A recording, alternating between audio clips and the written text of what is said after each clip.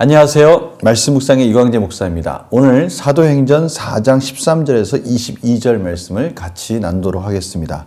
오늘 제목은 보고 들은 것을 말하지 않을 수 없다.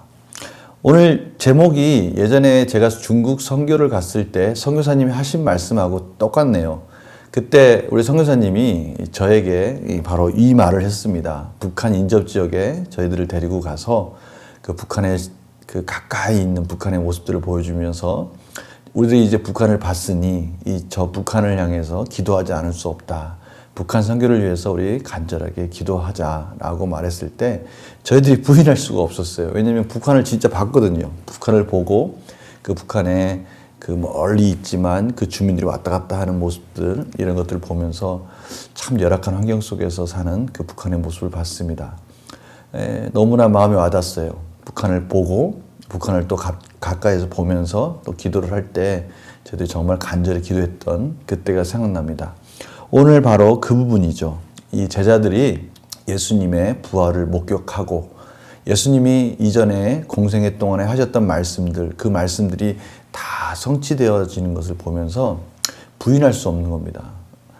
누가 뭐라 해도 하나님의 말씀이 성취되는 것을 경험한 이상 이제 제자들은 그것을 위해서 목숨을 걸고 전할 수밖에 없는 그런 제자들이 된 것이죠. 바로 오늘 그 말씀을 저희들이 보게 됩니다. 제가 기도하고 시작하도록 하겠습니다. 하나님 아버지 감사합니다. 오늘도 말씀 앞에 저희들이 섰습니다. 말씀이 있기에 저희들이 하나님의 은혜 가운데 여러 가지 어려운 상황 속에서도 또 말씀을 붙들고 살아갈 수 있습니다.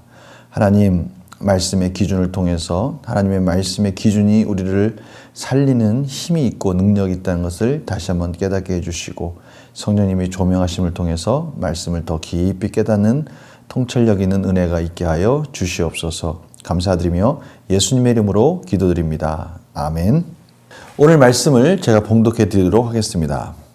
그들이 베드로와 요한이 담대하게 말함을 보고 그들을 본래 학문 없는 범인으로 알았다가 이상히 여기며 또 전에 예수와 함께 있던 줄도 알고 또 병 나은 사람이 그들과 함께 서 있는 것을 보고 비난할 말이 없는지라 명하여 공회에서 나가라 하고 서로 의논하여 이르되 이 사람들을 어떻게 할까? 그들로 말미암아 유명한 표적 나타난 것이 예루살렘에 사는 모든 사람에게 알려졌으니 우리도 부인할 수 없는지라.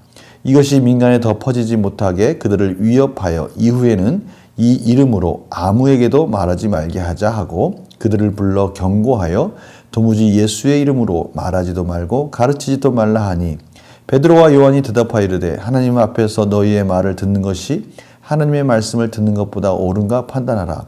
우리는 보고 들은 것을 말하지 아니할 수 없다 하니 관리들이 백성들 때문에 그들을 어떻게 처벌할지 방법을 찾지 못하고 다시 위협하여 놓아 주었으니 이는 모든 사람이 그 된 일을 보고 하나님께 영광을 돌림이라. 이 표적으로 병 나은 사람은 40여 세나 되었더라. 아멘. 오늘 말씀을 보니까요, 공회원들이 적지 않은 당황한 모습들을 저희들이 볼 수 있습니다. 왜 그러냐면 베드로와 요한이 어부 출신의 평범한 사람인 줄 알았는데 이 베드로와 요한의 말하는 모습들이 예사롭지 않은 것이죠. 담대함과 또 논리 정연하게 구약에 있는 말씀들을 인용하면서 그들이 선포하는 예수 그리스도의 내용들이 너무나 그들을 깜짝 놀라게 한 것입니다. 또한 그것과 아울러서 16절에 보니까요, 표적이 나타난 것이 예루살렘에 사는 모든 사람에게 또 알려진 겁니다. 그러니까 부인할 수 없는 그 증거들이 다 나타난 것이죠. 그러자 공회원들은 지금이라도 더 퍼지지 않게 하려고 이들을 위협합니다. 그들을 불러서 18절입니다. 예수의 이름으로 말하지 말고 가르치지도 말라. 예수의 이름이 그 예수 이름의 그 권세와 권위가 자신들이 가지고 있는 것을 초월하는 그런 것에 대한 두려움이 있는 것이죠. 그 베드로 요한이 그때 대답합니다. 하나님 앞에서 너희의 말을 듣는 것이 하나님의 말씀을 듣는 것보다 옳은가 판단하라. 지금 자신들이 하는 말들, 자신들이 하는 선포, 복음의 선포가 자신들의 말이 아니라 하나님의 말씀이라는 것이죠. 하나님이 계획하신, 예정하신 예수 그리스도가 그대로 십자가에 죽으시고 부활하시고 이제는 자신들에게 맡겨준 그 복음, 예수 그리스도의 이름으로 하나님 나라를 완성해가는 이 복음의 확장을 자신들이 부인할 수 없다는 것입니다. 하나님 앞에 순종할 수밖에 없는 그들의 이러한 고백들을 듣고 이들이 더 이상 할 말이 없는 거예요. 그래서 그들이 할 수 있는 건 뭐냐? 도저히 방법이 없으니까 위협하면서 그들을 놓아주는 거예요. 겁만 주는 거죠. 겁을 주면서 그들에게 더 이상 뭐라고 할 말이 없는 겁니다. 그런데 그런 모습들을 보면서 오히려 사람들이 하나님께 영광을 돌리는 모습들을 저희들이 보게 됩니다. 문제를 한번 풀어볼까요? 베드로와 요한의 담대한 선포에 유대 종교 지도자들은 어떻게 반응합니까? 13절에서 15절 말씀입니다. 베드로와 요한이 담대하게 말하는 것과 또한 병나은 사람이 그들과 함께 서 있는 것을 보고 더 이상 부인할 수가 없는 겁니다. 그래서 그 베드로와 요한을 공회에서 나가라 하고 쫓아내는 장면이 나옵니다. 2번입니다. 종교 지도자들의 경고는 무엇이며 베드로와 요한은 이에 어떻게 답변합니까? 18절에서 20절이죠. 그들을 불러서 경고하여 예수의 이름으로 말하지도 말고 가르치지도 말라. 예수님께서 제자들에게 명령했던 땅끝까지 복음을 전하고 예수님과 같이 공생의 기간 동안에 그 가르침을 받았던 내용들, 그 말씀의 내용들, 이것들을 이제는 제자들이 말하기 시작하고 그 확실한 증거 속에서 더욱더 확정이 있는 그런 말씀의 선포가 있으니까 이 예수님의 이름으로 예수님과 함께 했었던 모든 것들을 가르치지 말라라고 그렇게 말하는 장면을 보게 됩니다. 그럴 때 제자들이 어떻게 반응합니까? 가장 중요한 말씀은 19절 20절 중에 베드로와 요한이 대답하여 이르되 하나님 앞에서 너희의 말을 듣는 것이 하나님의 말씀을 듣는 것보다 옳은가 판단하라. 첫 번째는 우리가 하나님 앞에 있지 않냐. 하나님 앞에 있고 또 하나님의 말씀하신 예언이 성취되는 것을 우리가 보았다. 20절입니다. 우리는 보고 들은 것을 말하지 아니할 수 없다. 하나님 앞에 있고 하나님이 말씀하신 것이 성취되는 것을 보고 들었는데 예수님께서 공생의 기간 동안에 그렇게 저들에게 가르쳤던 말씀들이 자신들 눈앞에서 성취되는 것을 본 겁니다. 그것을 보았는데 어떻게 부인할 수 있겠습니까? 그래서 우리는 도무지 이 보고 들은 것을 말하지 않을 수 없다라고 그렇게 말을 하는 것이죠. 영과 묵상 볼까요?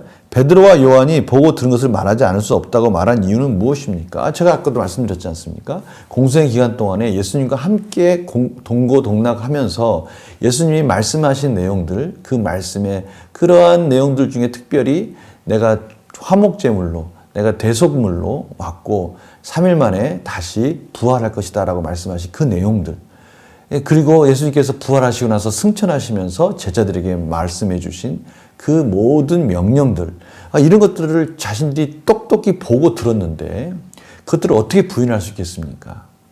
그 모든 기적들이 또 나타나지 않았습니까? 예수님의 이름으로 나서부터 일어서지 못하는 그 사람을 예수님의 이름으로 고치는 것까지도 경험했는데 어떻게 부인할 수 있겠습니까? 모든 것이 다 맞지 않습니까? 하나님의 말씀, 그 말씀이 성취된 것, 그리고 그 성취된 그 말씀의 예수님의 이름으로 이제는 기적까지 이루어서 그 증거가 완전히 확증된 겁니다. 그러니 베드로와 요한이 이것들을 말하지 않을 수 없는 것이죠. 느낀 점 보겠습니다. 복음 전파의 사명을 생명보다 소중히 여기는 사도들의 모습을 보며 무엇을 느낍니까? 복음 전파의 사명을 생명보다 소중히 여긴다. 생명보다 소중히 여긴다라는 말 속에 키워드가 있지 않습니까? 거기에 포인트가 있는 것 같아요. 생명보다 소중히 여기는 게 무엇이 있겠습니까? 그런데 생명보다 소중히 여기는 것이 복음의 사명이다. 이것을 깨달았다는 것이죠. 그런데 이게 비단 제자들만의 그런 사명이 아니죠. 하나님의 백성이라면, 하나님의 자녀라면 당연히 저희들에게도 똑같은 사명이 있고요. 그 사명은 생명보다 소중한 것이죠. 하나님 나라를 위해서 하나님 말씀에 순종하는 것은 생명보다 소중한 것이죠. 우리 마음속에 그런 마음의 열정들이 다시 이렇게 살아나기를 원합니다. 다시 깨어나기를 원하는 것이죠. 그래서 결단과 적용을 보면 어부였던 베드로가 설교자로 쓰임받은 것처럼 내가 하나님께 쓰임받은 적은 언제입니까? 쓰임받은 적은 언제입니까? 라는 그 말씀 속에 그 시간을 물어보기보다는요, 베드로와 같이 정말 성령 충만하게 복음 전파의 사명이 생명보다 소중하다고 여기던 때가 우리 가운데 있지 않았습니까? 그때를 한번 생각해 보자는 것이죠. 우리가 예수 그리스도를 처음 만나고 정말 복음의 열정 속에 예수님 없으면 살 수 없는 그 뜨거운 마음이 있었던 그때, 우리가 또 그런 열정 속에서 하나님께 쓰임받았던 그때가 언제냐라는 것이죠. 우린 반드시 그때가 있습니다. 그때를 한번 기억해 보시기 바랍니다. 왜냐면요, 그때를 우리가 회복하기 위해서 우리는 어떻게 해야 할까라는 것이 오늘 적용의 핵심이죠. 우리가 성령 충만을 달라고 하나님께 기도해야 되지 않겠습니까? 말씀을 통해서, 성령 충만을 통해서 다시 한번 우리 안에 이 열정이 타오를 수 있게 해달라고 하나님께 기도해야 되는 그런 때라는 것을 오늘 하나님께서 말씀하시는 것이죠. 오늘 저희들이 이 말씀을 주신 이유는요, 우리가 바로 그렇게 달려갈 때라는 걸 지금 말씀하고 계시는 거예요. 우리가 이 시간에 기도하였으면 좋겠어요. 이 시간에 우리가 오늘 말씀을 통해서 다시 한번 그 첫사랑의 때를 기억하면서 또 하나님께 성령 충만을 달라고, 또 하나님의 은혜 가운데 우리가 사명자로서 깨어나게 해달라고 저희들이 기도하는 그런 말씀 묵상의 시간이 되었으면 합니다. 제가 기도하고 마치도록 하겠습니다. 하나님, 그때가 언제였습니까? 성령 충만하게 정말 말씀 안에서 열심히 달려갔던 그때가 언제였습니까? 그때는 정말 두려움이 없었고요. 어떠한 일을 맡겨주실지라도 열심히 달려갈 준비를 했었던 바로 그때. 그 열정이 그때만 있는 것이 아니라 지금도 우리 가운데 타오를 수 있을 줄 믿습니다. 지금도 저희들 가운데 성령 충만 가운데 능력 있는 삶으로 나타날 줄 믿습니다. 저희들이 갈망하게 하여 주시고 바로 지금이 그 성령 충만을 구하고 달려갈 때라는 것을 저희들이 기억하고 깨닫게 하여 주셔서 기도함으로 말미암아 승리한 삶으로 나아가게 하여 주시옵소서. 감사드리며 예수님의 이름으로 기도드립니다. 아멘. 내일 또 뵙겠습니다. 안녕히 계세요.